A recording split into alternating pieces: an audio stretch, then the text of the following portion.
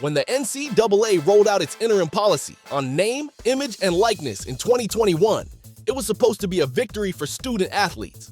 Finally, players could earn money from their personal brands while still competing.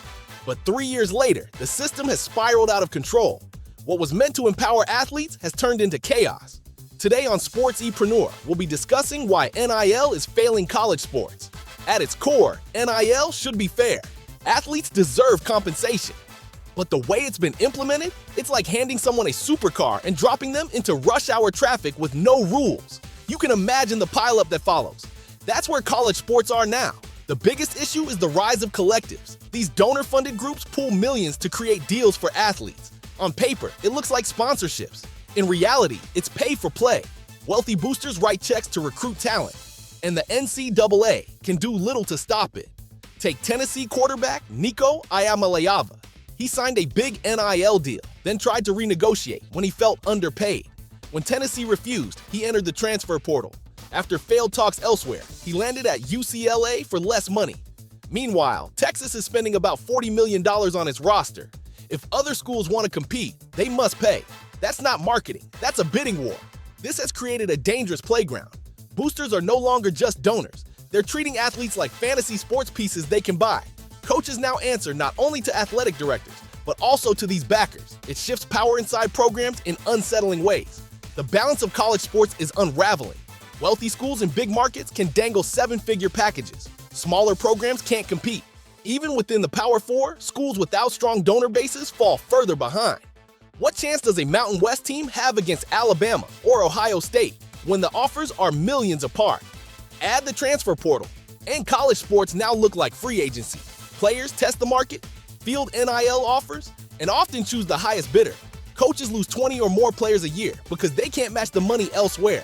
Smaller schools become farm systems for wealthier programs, forced to watch their stars leave as soon as they break out. Athletes also pay the price. Many chase the biggest payday instead of the best fit for growth. Some pick schools with weaker coaching or less playing time, just for money.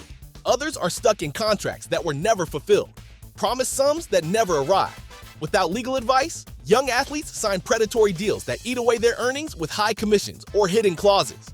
International athletes face even tougher realities. Visa restrictions often prevent them from participating in NIL without risking their status. That means a two-tiered system, where American players profit while international teammates cannot.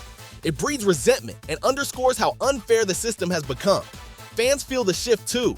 The old idea of rooting for student athletes has been replaced by a transactional mindset.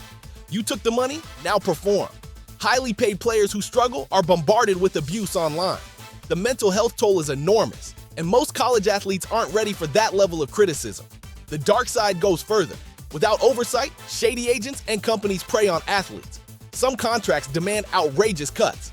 Others lock players into unfair terms. Unlike pro leagues where agents are regulated, NIL representation has almost no guardrails. Schools can't even provide proper legal help under current rules.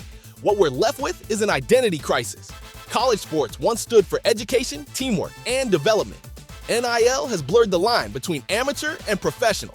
Now it looks more like a minor league where talent is bought and sold. Academics fade, loyalty erodes. The connection between athlete and school weakens. None of this means NIL itself is a bad idea. Athletes deserve fair pay for their name, image, and likeness. But the current model is broken. Instead of fair compensation, we have chaos and exploitation. Instead of empowering athletes, it has left many at the mercy of boosters and shady contracts. Real reform is needed. Federal legislation could create consistent rules. Collectives need oversight and transparency. Athletes need access to protection and education. Compensation should be fair but sustainable. Without these steps, the spirit of college sports, that balance between competition and education, will continue to erode. The concept of NIL is sound. The execution is not. If nothing changes, college sports risk losing the very qualities that make them unique. For the full story, visit sportsepreneur.com and subscribe to Quiet Loud Studios for more.